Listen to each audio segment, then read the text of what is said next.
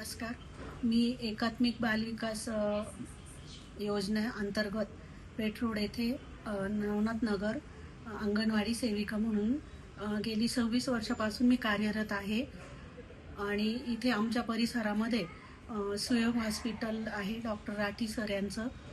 तर ते एक म्हणजे खूप सामाजिक घटक आहेत. काही असे दुर्बल घटकांमधले जी बालकं असतात त्यांच्यासाठी ते विना अनुदानित ट्रीटमेंट देतात.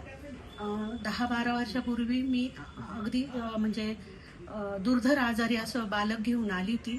तर त्यावेळेस सरांनी त्या पालकांना आणि आम्हाला खूप धीर दिला आणि त्या बाळाचं त्यांनी तिथे ट्रीटमेंट दिली सुयोग हॉस्पिटलला.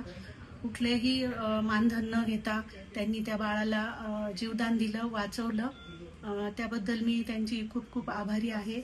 आणि गेल्या 1.5 वर्षापूर्वी त्यांच्यावर जे संकट आलेलं होतं तर त्याचं निवारण हो यासाठी आम्ही खूप प्रार्थना केली.